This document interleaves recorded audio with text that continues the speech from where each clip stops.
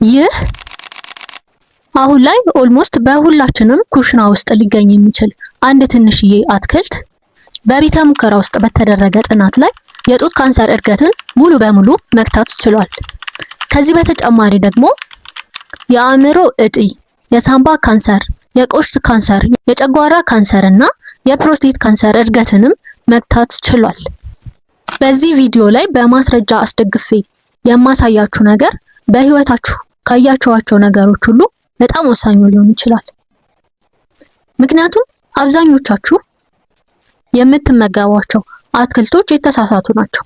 ምክንያቱም አብዛኞቻችን በየቀኑ የምንመገባቸው እንደ ካሮት፣ ድንች፣ ሰላጣ፣ ቲማቲም ያሉ አትክልቶች ከዚህ በመቀጠል ማቀርብላችሁ ጥናቶች እንዳሳዩት በካንሰር ህዋሳት እድገት ላይ ምንም አይነት ለውጥ አላመጡም። በሚቀጥሉት ጥቂት ደቂቃዎች ውስጥ የትኞቹ አትክልቶች የትኛውን ካንሰር እንደሚከላከሉ፣ ካንሰርን አስቀድሞ መከላከል የሚችል ሳላድ እንዴት እንደምናዘጋጅና ካንሰርን በመከላከል አቅማቸው በጣም አደገኛ የሆኑትን ሁለቱን የአትክልት አይነቶች በግልጽ ነግራችኋለሁ። አብራችሁኝ ቆዩ። ይህ በጣም አስፈላጊ ነው።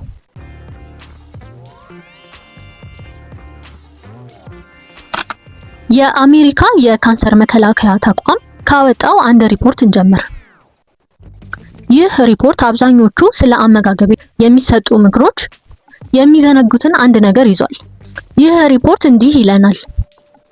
ጤናማ አመጋገብ ማለት እንደ ስጋ ያሉ ምግቦችን ከአመጋገባችን ላይ ማስወገድ ብቻ ሳይሆን ካንሰርን መከላከል የሚችል ንጥረ ነገሮችን የያዙ የአትክልት አይነቶችን አንድ ላይ አዋቅረን መመገብ ማለት ነው ይለናል። ስለዚህ ካንሰርን ለመከላከል የአትክልቱ መጠን ብቻ ሳይሆን የአትክልቱም አይነት ወሳኝ ነው ማለት ነው። ነገሩ ይበልጥ አስገራሚ የሚሆነው እዚህ ጋር ነው። እኔ ራሱ እንደ ሐኪም ያስገረመኝን አንድ እውነት ልንገራችሁ። የተለያዩ አትክልቶች የተለያዩ የካንሰር አይነትን ይከላከላሉ። አንዳንዴ እንደውም በአንድ የሰውነታችን አካል ወይም ኦርጋን ላይ ራሱ ውጤታቸው የተለያየ ሊሆን ይችላል። ለምሳሌ ኮለን ካንሰር ወይም የትልቁ አንጀት ካንሰርን እንመልከት። ጥናቶች እንደሚያሳዩት ጥቅል ጎመን፣ ብሮኮሊ ወይም የአበባ ጎመን እና ነጭ አበባ ጎመን በቀኝና በመካከለኛው የትልቁ አንጀታችን ክፍል ላይ የሚፈጠሩ ካንሰሮችን መከላከል ሲችሉ፣ በግራ በኩል የሚፈጠረውን የትልቁ አንጀት ካንሰርን ግን የሚከላከሉት ካሮት፣ ዱባ እና ፖም ናቸው። አሁን ደግሞ ካነበብኳቸው ሪሰርቾች ውስጥ በጣም ያስደነቀኝን አንድ ጥናት ልንገራችሁ።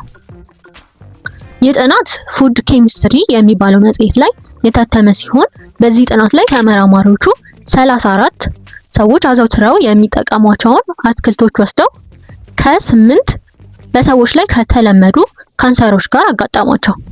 8ቱ ካንሰሮች የጡት ካንሰር፣ የአንጎል እጢ፣ የኩላሊት ካንሰር፣ የሳምባ ካንሰር፣ የልጆች የአንጎል እጢ፣ የቆሽት ካንሰር፣ የፕሮስቴት ካንሰር እና የሆድ ካንሰር ናቸው። በጥናቱ ማወቅ የፈለጉት የትኞቹ አትክልቶች በትክክል ካንሰርን ይዋጋሉ እና ከተዋጉም ደግሞ በምን ያህል መጠን ነው የሚለውን ነበር። ተመራማሪዎቹ ከዚህ ጥናት ላይ ሁለት ዋና ዋና መልእክቶችን አስተላልፈዋል። የመጀመሪያው መልእክት የተለያዩ የእጽዋት አይነቶችን ተመገቡ። ምክንያቱም የተለያየ እጽዋት የተለያየ ካንሰርን ነው ሊከላከል የሚችለው። ለምሳሌ ብርቱካናማ ቃሪያን ብንመለከት የፕሮስቴት ካንሰር ህዋሳት እድገትን ከ75% በላይ ሲያስቆም፣ በጨጓራ ካንሰር ላይ ግን ምንም አይነት ተጽዕኖ የለውም። ሁለተኛው መልእክት ይህ አብዛኛው ሰው የሚዘነጋው ነገር ነው። ብዙዎቻችን አዘውትረን የምንመገባቸው አትክልቶች ካንሰርን የመከላከል አቅማቸው ዝቅተኛ ነው። ድንች፣ ካሮት፣ ሰላጣ፣ ቲማቲም ጥናቱ እንደሚያመለክተው የካንሰር ህዋሳትን እድገት የመግታት አቅማቸው ዝቅተኛ ነው። ነገር ግን እነዚህን አትክልቶች አትመገቡ ማለት አይደለም። እነዚህ አትክልቶች የራሳቸው ጥቅም አላቸው።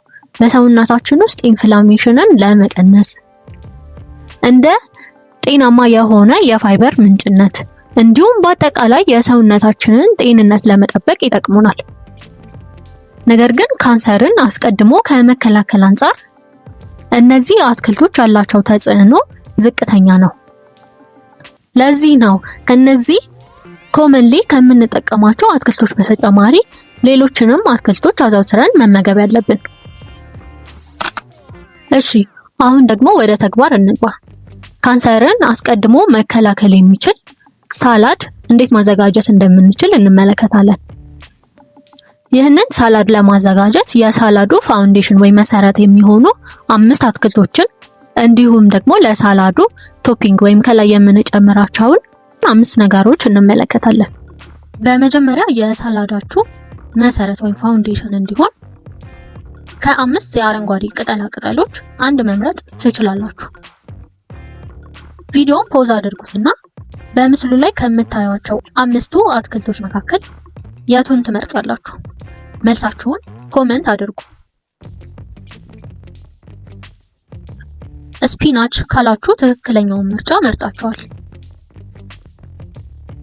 ከ5ቱ አማራጮች ውስጥ ስፒናች ቅድም በጠቀስናቸው በ8ቱ ካንሰሮች ላይ ባለው ተጽዕኖ አንደኛ ወጥቷል።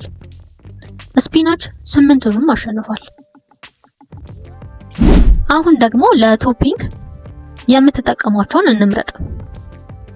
ለቶፒንግም 5 ምርጫ አላችሁ። 3ቱ ቀላል ናቸው። ጥራጥሬ፣ ፍራፍሬ ለምሳሌ ስትሮበሪ እና ነትስ ወይም የለውዝ ዘሮች ናቸው። እነዚህ 3ቱ በየትኛውም ካንሰርን ለመከላከል በምናዘጋጀው ምግብ ውስጥ የማንደራደርባቸው ናቸው። እነዚህን በሌላ ቪዲዮ በደንብ እንመለከታቸዋለን። ነገር ግን ለቶፒንግ ሌላ 2 ተጨማሪ ክፍት ቦታዎች አላችሁ። ሳይንሱ እንደሚለን የእናንተ 2 ምርጥ ምርጫዎቻችሁ ከ2 የአትክልት ወገኖች መሆን አለበት። እነርሱ አንደኛ ክሩሲፈረስ ቬጂታብልስ በውስጡ ብሮኮሊ፣ የአበባ ጎመን፣ ጥቅል ጎመን እና ቆስጣን የያዘ ሲሆን ሁለተኛው ደግሞ አሊያም ፋሚሊ እነርሱም ነጭ ሽንኩርት፣ ባሮ ሽንኩርት እና ቀይ ሽንኩርት መሆን አለበት። እነዚህን አትክልቶች ከመረጣችሁ ተመራማሪዎች the gold standard of dietary cancer prevention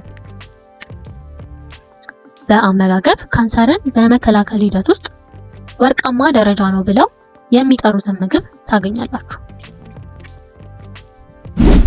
ስለዚህ አሁን ካንሰርን በመከላከል ረገድ ተአምረኛ የሆኑትን 2ቱን የአትክልት ቤተሰቦች እንመለከታለን።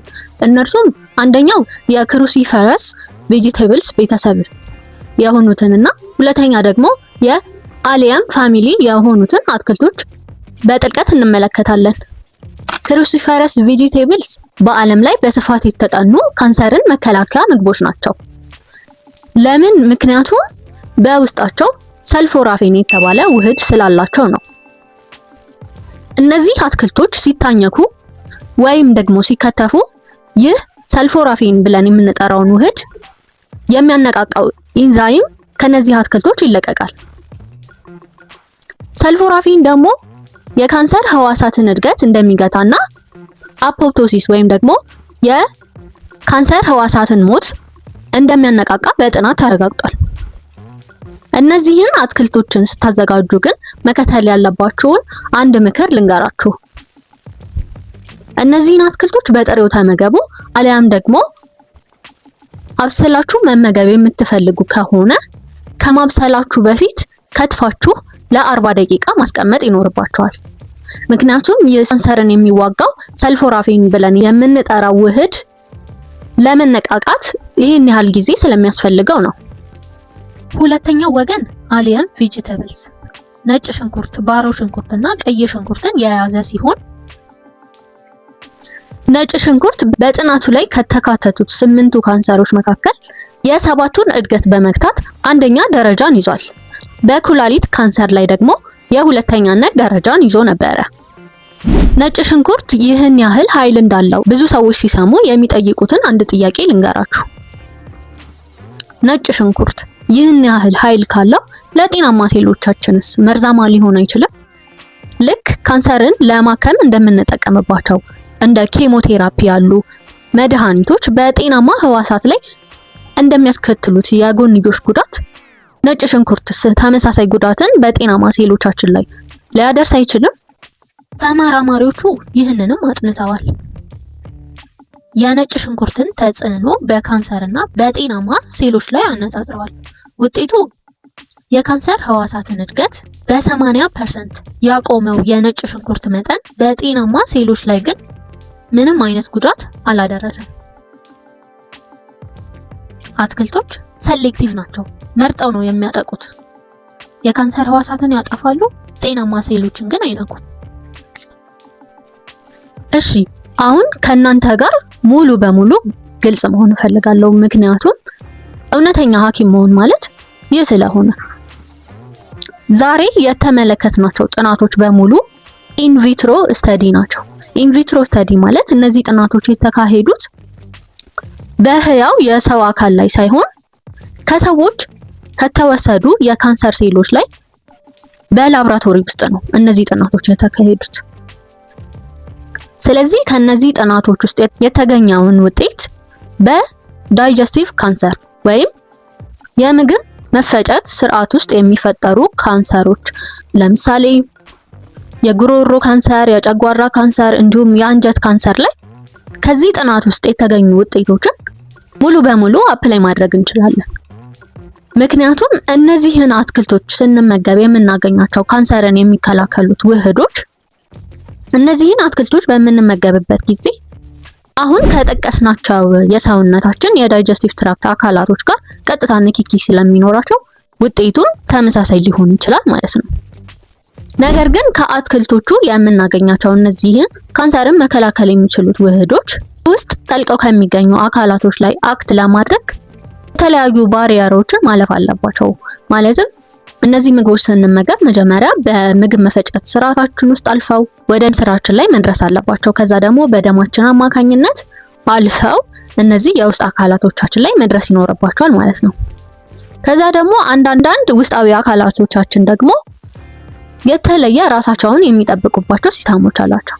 ለምሳሌ አእምሯችን ብለድ ብሬን ባሪየር ተብሎ የሚጠራ ግድግዳ አለው።